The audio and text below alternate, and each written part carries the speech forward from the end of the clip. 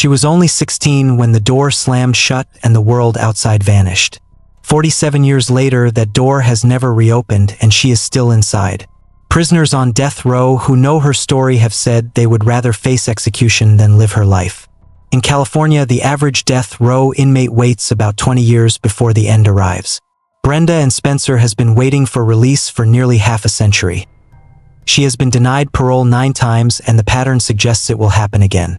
But what makes her case truly disturbing is not just the length of her sentence. It is the hope. Every few years the system lets her believe freedom might finally come. She prepares for hearings, imagines life beyond steel doors and barbed wire. And then the door closes again and she is sent back to her cell for another 3 to 5 years of waiting. This is psychological torture disguised as justice. And it has been happening since 1979 because Brenda Spencer did more than commit a crime. She created a phrase that burned itself into American culture forever.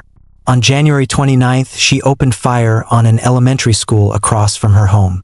2 adults were killed. 8 children were wounded along with a police officer. When a reporter asked why she did it, she gave an answer so chilling it echoed across the world. "I do not like Mondays," for words that inspired a hit song and became shorthand for senseless violence. What Brenda Spencer faces inside the California Institution for Women is not rehabilitation. It is a cycle of hope and devastation that breaks the human psyche in ways execution never could. Death ends suffering. What she faces has no ending. Only time.by the end of this video you will understand why experts call her sentence hope as torture. You will learn why survivors still fight to keep her locked away decades later. And you will see what happens to a human mind trapped in a cage with just enough hope to keep suffering but never enough to be free. Stay with me because what happened to the girl who did not like Mondays is more disturbing than her crime. And it is still happening right now in 2025. As you watch this, the door is still closed and she is still inside.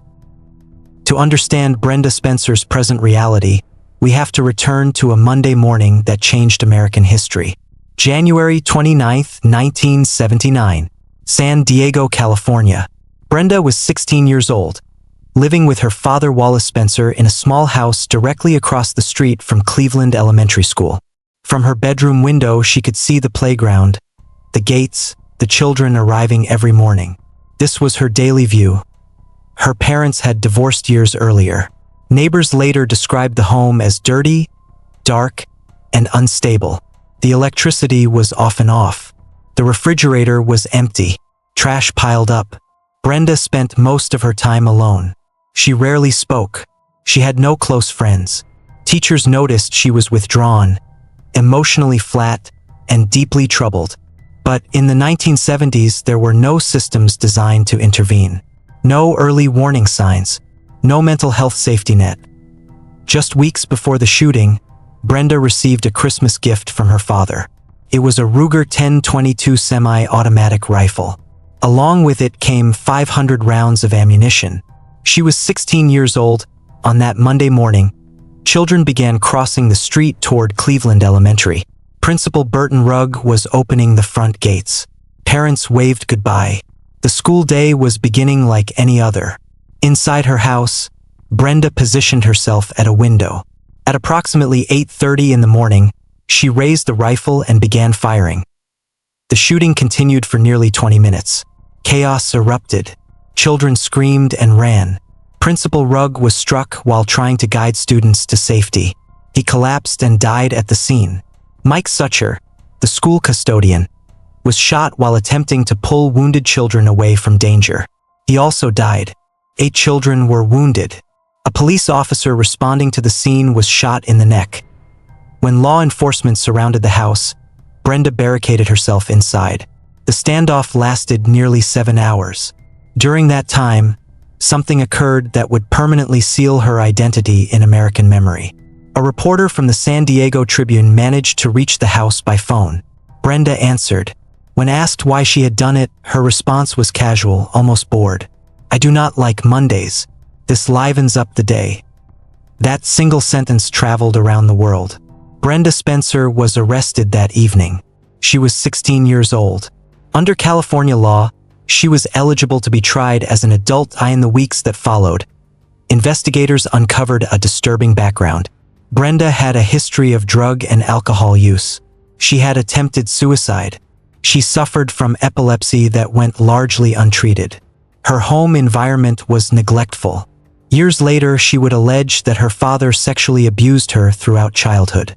Wallace Spencer denied those claims until his death in 2016. Defense attorneys explored an insanity defense, but the prosecution pushed for adult charges. The crime was considered too shocking, the victims too young, the public outrage too intense. In 1980, Brenda Spencer pleaded guilty to 2 counts of murder and multiple counts of assault with a deadly weapon. The judge sentenced her to 2 consecutive terms of 25 years to life. She was 16 years old when the sentence was imposed. She would not see a parole board until she was 41. What was not fully understood at the time was the nature of a life sentence with the possibility of parole. Eligibility does not mean release. It means entering another system entirely. A system built on repetition, uncertainty, and emotional erosion. Brenda's crime did not simply destroy lives. It embedded itself into culture. Bob Geldof, lead singer of the Boomtown Rats, read about the case while on tour. He was struck by her words, "I do not like Mondays." In 1979, the band released a song with that title. It became a #1 hit in the United Kingdom. The phrase became synonymous with senseless violence. For Brenda Spencer, this meant her identity froze in time.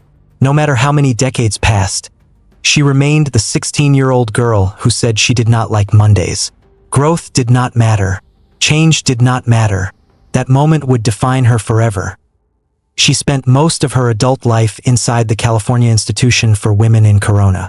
The facility houses nearly 1,800 women across multiple custody levels.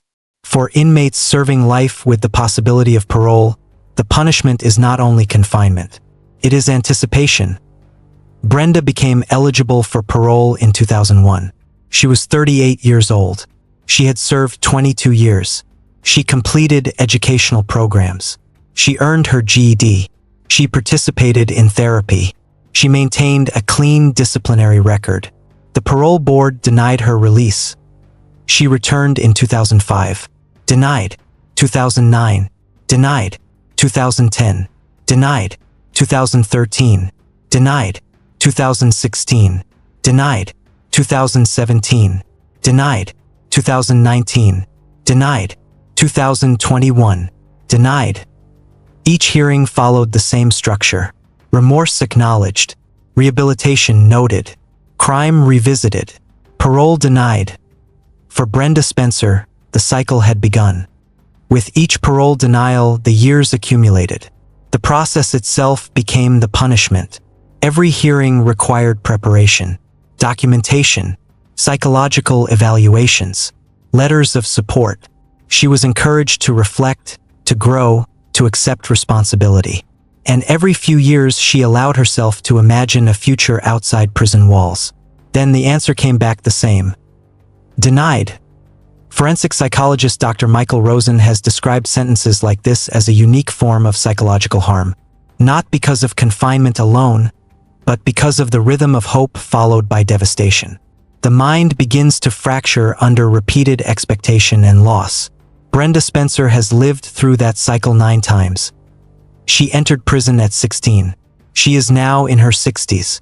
She has spent nearly 4 times longer incarcerated than she ever lived free.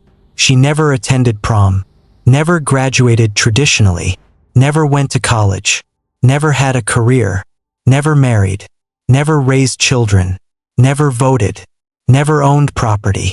Her adult life unfolded entirely behind concrete walls. Philosopher Lisa Gunter describes this condition as social death. The body remains alive, but the person is removed from meaningful participation in society. Relationships vanish. Possibility disappears. Unlike physical death, the awareness of loss continues daily. Criminologists identify 3 reasons Brenda Spencer's punishment is often described as worse than death: time, the parole cycle, and the impossibility of redemption. Time. Brenda has served 47 years. In California, death row inmates wait an average of 20 years before execution. She has endured more than twice that duration with no endpoint. Her next parole hearing is scheduled for 2025. Based on past decisions, denial is expected. The parole cycle. Death row inmates know their fate. Brenda lives in permanent uncertainty. 3 more years, 5 more years, or never. Mark Maurer of the Sentencing Project has referred to this structure as hope is torture. Freedom is dangled close enough to feel real, yet remains unreachable. The impossibility of redemption. Brenda could demonstrate remorse for half a century and still remain defined by a single act committed as a teenager. The crime is symbolic. The victims were children. The phrase became cultural shorthand. Redemption exists in theory but not in practice. Survivors and victims' families have never stopped attending parole hearings. Cam Miller was 8 when she was shot. She opposes release. Scott Thorpe was 9. He lives with chronic pain and post-traumatic stress. He opposes parole. The families of Burton Rugg and Mike Sucher consistently speak against release. Their pain is real. Their trauma is valid. But their presence reinforces Brenda's understanding that forgiveness will never come. She is confined not only by walls, but by memory. What she did was horrific. 2 men were killed. Children were wounded. Community was shattered. But she was also a child, a mentally ill teenager, allegedly abused, given a weapon instead of help. The question is not whether the crime was terrible. The question is what purpose continued incarceration serves decades later. I asked the woman in her 60s, the same person who pulled the trigger at 16. Evidence suggests she is not. She has taken responsibility. She has participated in treatment. But rehabilitation is no longer the goal. Retribution is. Brenda Spencer's case exposes the contradiction within the American justice system. We claim juveniles are different. We acknowledge diminished culpability. Yet when the crime is severe enough, those principles collapse. Her sentence is not officially life without parole. But functionally, it is. She will die in prison.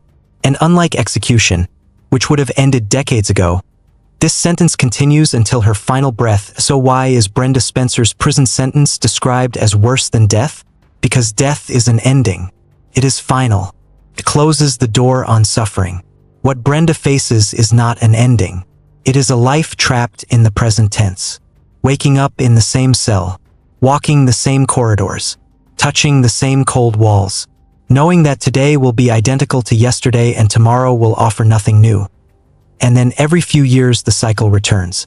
Hope, preparation, paperwork, psychological evaluations, sitting before the board, explaining who you have become, expressing remorse once again, imagining freedom just long enough for it to feel real. And then the answer arrives. Music denied. Come back in 3 years. Repeat. For 47 years and counting. The girl who once said she did not like Mondays has now lived through more than 2,400 Mondays inside prison walls. In California, death row inmates experience an average of just over 1,000 Mondays before execution. Brenda Spencer has endured more than double that number with no finish line in sight. Her next parole hearing is scheduled for 2025. She will be 63 years old. Based on nearly 5 decades of decisions, the outcome is already predictable. Burton Rugg and Mike Sucher remain dead. The wounded children are now middle-aged adults still carrying trauma. And the phrase that defined her crime continues to echo through American culture. So what do you think? Is Brenda Spencer's continued incarceration justice? Or is it something far more disturbing? Share your thoughts in the comments below. If this story made you think, like the video and subscribe to Court of Secrets for more deep examinations of the cases that challenge how we define punishment and mercy.